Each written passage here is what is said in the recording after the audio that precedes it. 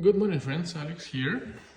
This is how you can organize your stuff in your garage or basement absolutely for free.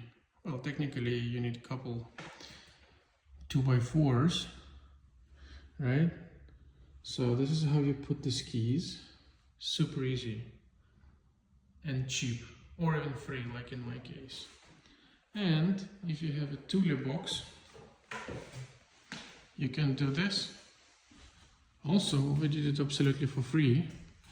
So what you do, you just take the couple hooks, I think like $5 each, put them in studs in the wall, and use some old pipe to put your THULE box. And look, it doesn't take any space, hangs on the wall absolutely for free. When you need it, just put it back on your vehicle. Super easy. Have a nice day.